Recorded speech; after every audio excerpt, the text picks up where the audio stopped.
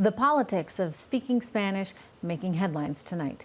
The only Latino running for the Democratic 2020 nomination, well, turns out he doesn't speak Spanish. I mean, he does a little bit, but he's not fluent, he says. And so a lot of people want to know why.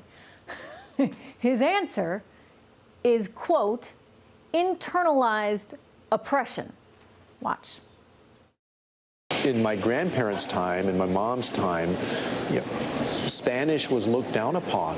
You were punished in school if you spoke Spanish. You were not allowed to speak it. People, I think, internalized this oppression about it and basically wanted their kids to first be able to speak English.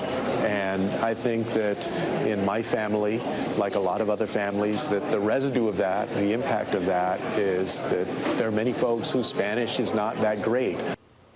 Okay, we've got a lot to unpack here, especially internalized oppression, right? Joining me right now, two women with some experience in this arena. Trump 2020 Campaign Advisory Board member, Madison Jessioto, and Venezuelan freedom fighter herself, Dinesh D'Souza. Good to see you both. Debbie, I'm going to start with you. Your parents are from Venezuela. You have a lot of family, I know, still in Venezuela, and our hearts go out to them because I know what a struggle it is there.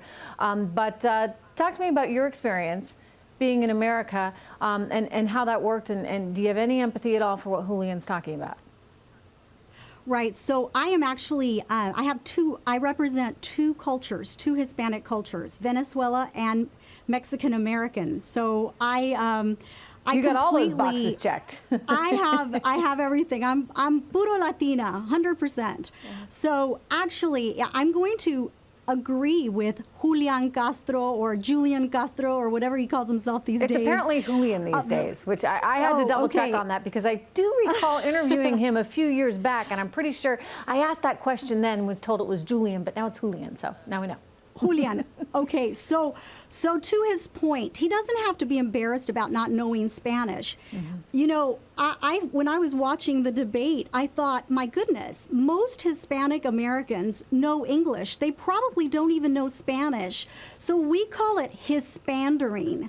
Why is he trying to speak Spanish? Why are these candidates trying to speak Spanish? It's extremely condescending and, you know, quite insulting, really, to most Hispanic Americans that speak English, because I don't understand it. I mean, well, look, you know, English, you know, I know there was a move a few years back, right, to have a constitutional amendment and say that English is the language of the land, but you know, any way you slice it, it pretty much is, you know, except for perhaps parts of Florida where a lot of Spanish is spoken. I don't have it, you know, I speak Spanish, I speak Italian. At one point, I actually spoke decent German.